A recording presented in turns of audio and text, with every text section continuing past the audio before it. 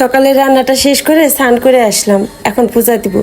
সকাল সকাল স্নান পূজা হয়ে গেলে মনে হয় সবচাইতে বড় কাজটা হয়ে গেছে। পূজা দিয়ে তারপরে যাব দুপুরে রান্না বাড়া করতে।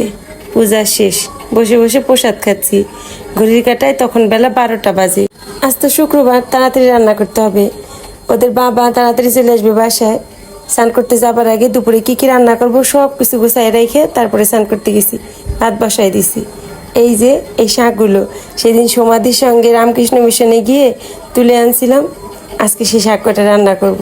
শাকগুলো কাটা ভালো হয় নাই, অনেক দিন হয়েছে। বাবাকে বলতেছি বটি দায়ে একদমই ধার নাই, দাটা বাজার থেকে একটু ধার করে নিয়ে আসো, আনে না। যার কারণে শাকটা কিন্তু একদম মিহি করে কাটতে পারি নাই। রান্না বসাইছি, আজকে রান্না করব ছেলেদের বাবার পছন্দের একটা খাবার।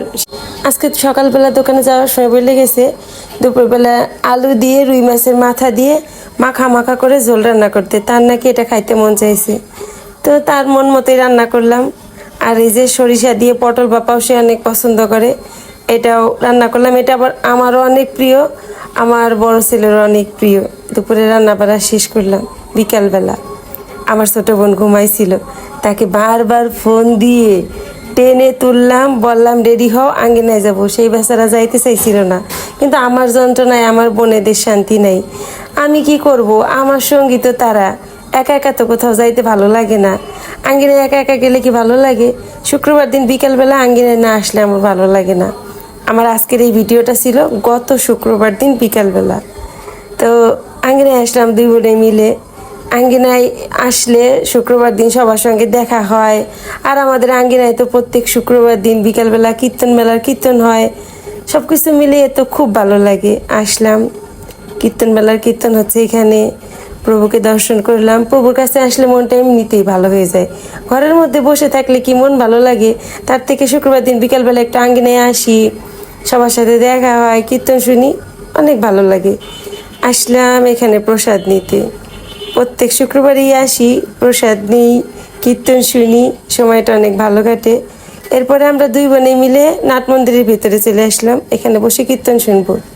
আমি তো এখানে বসে মনোযোগ দিয়ে কীর্তন শুনতেছি আর ভিডিও করতেছিলাম। তো আমি তো বুঝতে পারি নাই আমার সামনে এই যে বাবু সোনাটা বসে আছে, সে আমাকে চেনে, আমাকে সে ভিডিওতে দেখে। তার মাকে নাকি সে বলতেছিল বারবারই, মা দেখো ওই যে পেছনে যে আন্টিটা বসে আছে, ওনাকে তো ভিডিওতে দেখি। তারপর তার মা যখন চলে যাবে ওই সময় আমাকে বলল, দিদি আমার ছেলে সেই তখন থেকেই বলতেছিল, মা আন্টিকে তো চিনি, আন্টিকে তো ভিডিওতে দেখি। বাবুকে কোলে নিলাম। বাবুটার নাম কিন্তু জগৎ। আমার ছোট ছেলের নামও জগৎ। জগৎ প্রভুর কাছে চেয়ে আমার ছোট ছেলেকে পেয়েছি, তাই ওর নাম রেখেছিলাম জগৎ। তো এই হচ্ছে ছোট জগৎ, আর আমার ছেলে হচ্ছে বড় জগৎ। আর এই তো বাবু সোনার মা আর বাবু সোনার দিদি, তাদের সঙ্গে সুন্দর মুহূর্তটা ক্যামেরাবন্দি করে রাখলাম। কীর্তন শেষ হয়ে গেল, মন্দির থেকে বের হয়ে আসলাম। আর এই পাশে আসার পরে দেখা হয়ে গেল এই যে আমার ভালোবাসার মানুষদের সঙ্গে। এদের বাসা আমাদের বাসা পাশাপাশি। আর এই হচ্ছে আমার ছোট বোনের বান্ধবী। তো বলতেছিল, দিদি তোমাকে অনেক ভালো লাগে, তোমার ভিডিওগুলো দেখি। আর এই যে আসে আমাদের সুন্দরী কাকি, এই বোনটার মা। আরও একজন আছে, তারা নিয়ে একটু দেখাই। এই যে ওর বোন, দুই বোন, মাঝখানে তাদের মা। আমাদের কাকি কিন্তু খুবই সুন্দরী। তা ওরা সবাই মিলে বলতেছিল, দিদি তোমার ভিডিওগুলো খুব ভালো লাগে, আমরা সব সময় দেখি। তারপরে এই যে আমাদের এক ছোট ভাই, ও ফোন দিয়ে বলল, দিদি আসেন মন্দিরের সামনে যে ঘরটা আছে ওই ঘরে আমরা সবাই মিলে বসে প্রসাদ খাচ্ছি, আপনারা দুই বোনে চলে আসেন, প্রসাদ খেয়ে যান। তারপরে ভাইটার ফোন পেয়ে আমরা দুই বোনে আসলাম। যারা কীর্তন মেলার কীর্তন করে, কীর্তন শেষে ওরা এখানে বসে প্রসাদ খায়। তারপরে তো আমরাও দুই বোনে মিলে এখানে এসে প্রভুর কৃপায় প্রসাদ পাইলাম। দুই বোনে গল্প করতে করতে ভাইটার সঙ্গে প্রসাদ খেলাম। তো এরপরে বাসায় চলে আসলাম। আজকের মতো ভিডিওটা এই পর্যন্ত।